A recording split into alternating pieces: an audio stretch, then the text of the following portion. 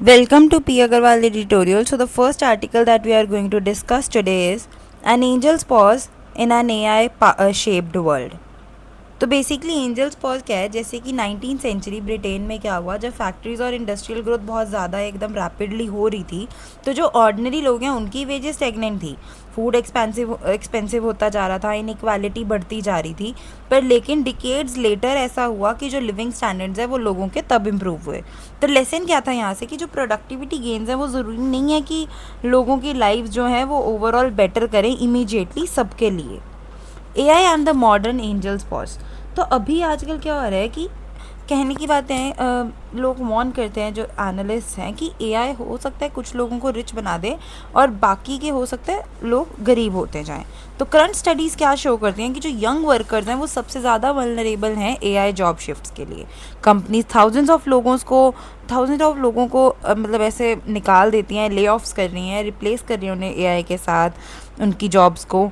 95% AI pilot projects fail कर जाते हैं to show real benefits because जो ऑर्गेनाइजेशंस है उनमें प्रॉपर सपोर्ट सिस्टम्स ही नहीं है। तो क्वेश्चन है, क्या AI फिर से एक ऐसी ही एंजल्स पॉज लाएगा क्या, बिना लोगों को इम्प्रूव करे, just like 1800s? Why might this happen? तो प्रोडक्टिविटी जो है वो बढ़ती जा रही है, वेजेस जो है वो स्टेगनेंट है इस वक्त। एग्जाम्पल हम देख रहे हैं कि जो फिलीपींस में कॉल सेंटर्स हैं, AI टूल्स ने उनकी प्रोडक्टिविटी 30 से 50% बढ़ा दी है, बट जो वर्कर हैं उनकी पे बेयरली इंक्रीज़ हुई है।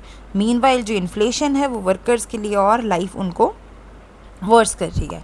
High cost of complements. तो AI की प्रोडक्टिवली यूज़ करने के लिए फर्म्स को, वर्कर्स को cloud computing, training, data, cyber security, इन सब चीज़ों की ज़रूरत होती है जो कि और एक्सपेंसिव हैं। वर्कर्स को कॉन्स्टेंटली कोर्सेज, बूट कैंप्स लगाने पड़ते हैं ताकि उनकी जॉब्स कोई खा ना जाए। Unequal distribution of benefits. तो PwC का कहना है कि AI $15.7 ट्रिलियन ग्लोबल GDP में ऐड कर सकती है बाय 2030, पर जो ये बेनिफिट्स हैं ये कंसंट्रेटेड रहेंगे कुछ एक रीजन्स में, जैसे कि US, China and other few big firms. तो डेवलपिंग नेशंस रिस्क में है फॉलिंग फर्दर बिहाइंड। तो job displacement and task transformation में क्या है कि doctors, teachers, airport managers, even governments, ये सारे AI को अडॉप्ट कर रहे हैं। कुछ जॉब्स हो सकता है वैनिश हो जाएं, कुछ रीशेप हो जाएंगी, और ये अनसर्टेनिटी ला रहा है। What history teaches us. तो during the US gilded age productivity जो है वो बढ़ी, बट जो इनइक्वालिटी है वो और भी ज़्यादा बढ़ी, जिससे कि ग्लोबल लेबर अनरेस्ट आया। सिर्फ रिफॉर्म से ही हम ऑर्डिनरी पीपल तक बेनिफिट पहुंचा सकते हैं। Lesson is AI benefits won't spread automatically, they need governance and policies. तो हम क्या कर सकते हैं, स्किल्स ट्रांजिशन करें, जैसे सिंगापुर, अबू धाबी ने किया उनके स्किल्स फ्यूचर प्रोग्राम और AI यूनिवर्सिटी से, कि उन्होंने AI टैलेंट को बिल्ड करने पे फोकस किया। Redistribution of AI gains. तो रॉबर्ट टैक्सेस या यूनिवर्सल बेसिक इनकम, ये AI प्रॉफिट्स को शेयर कर सकते हैं सोसाइटी के साथ। फिर फिलेंथ्रोपी को चैनलाइज किया जा सकता है कि AI वेल्थ को कैसे पब्लिक गुड के लिए यूज़ करा जा सके। AI infrastructure as public good. तो हम कंप्यूट, डाटा, इन सबको चीपर और एक्सेसिबल बना दें, जैसे कि UAE का K2Think.ai और स्विट्ज़रलैंड का अपर्सर ओपन सोर्स AI मॉडल है जो पब्लिक यूज़ के लिए अवेलेबल है। Optimistic view. तो आज की सोसाइटी इज़ बेटर प्रिपेयर्ड है 1800 से, स्ट्रॉन्गर वेलफेयर सिस्टम्स है, फास्टर टेक्नोलॉजी डिफ्यूजन है कि बहुत जल्दी टेक्नोलॉजी स्प्रेड हो जाती है सब में। AI डायरेक्टली लो कॉस्ट कर सकता है हेल्थ केयर, एजुकेशन और एनर्जी की, जिससे कि फास्टर वेलफेयर बेनिफिट्स पॉसिबल हैं। तो AI का जो एंजल्स पॉज है मे बी शॉर्टर अगर गवर्नमेंट्स क्विकली एक्ट कर दें। Final take away of this topic इसकी जो एंजल पॉज है वो डेस्टिनी नहीं है, it's a risk. Smart governance से AI ज़्यादा सिर्फ प्रोडक्टिवी रेवोल्यूशन नहीं आएगी, बट ह्यूमन वेलफेयर रेवोल्यूशन भी आएगी। तो अगर हम इसे इग्नोर करते हैं, इनइक्वालिटी बढ़ जाएगी, बेनिफिट्स डिले हो जाएंगे। हिस्ट्री वार्न करती है कि जो प्रोग्रेस डिलेड है, it's progress denied. Next article is what an empty plate of food should symbolise. Food wastage.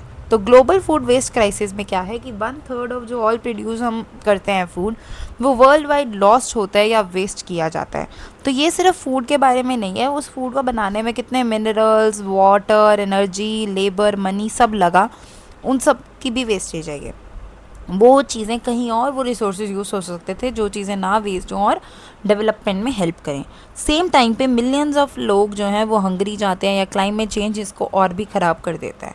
तो एम्प्टी प्लेट हमें रियलाइज़ करानी चाहिए कि कैसे वेस्टेज ऑफ रिसोर्सेज हो रही है, ना कि सिर्फ हंगर।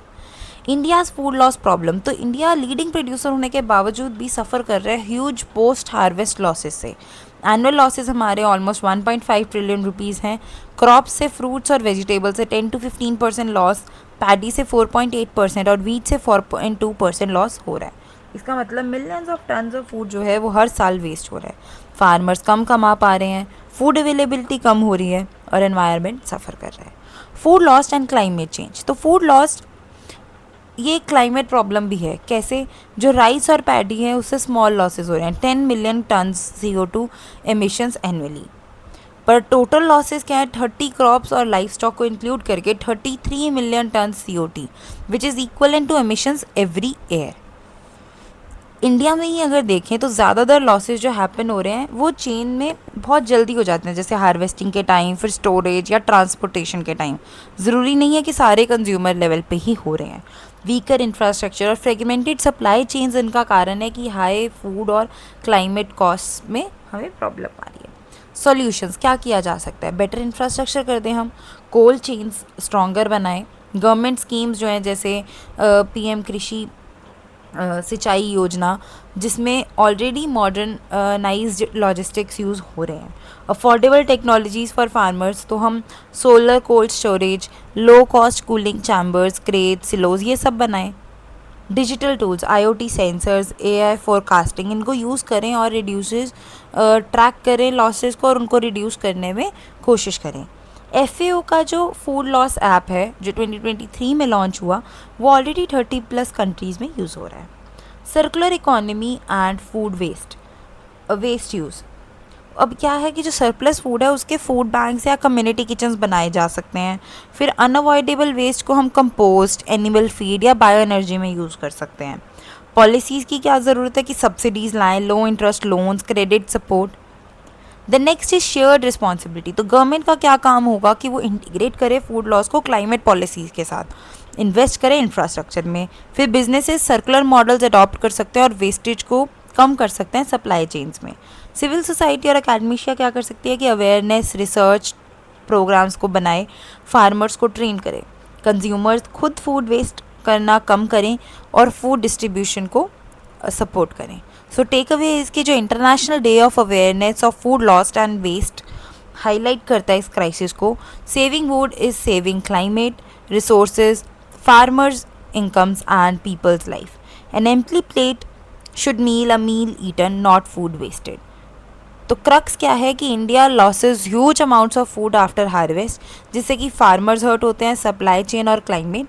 पर better storage technology, circular solutions और शेयर्ड रिस्पॉन्सिबिलिटी से हम इस क्राइसिस को एक अपॉर्चुनिटी में बदल सकते हैं। That's all for the articles today. Thank you.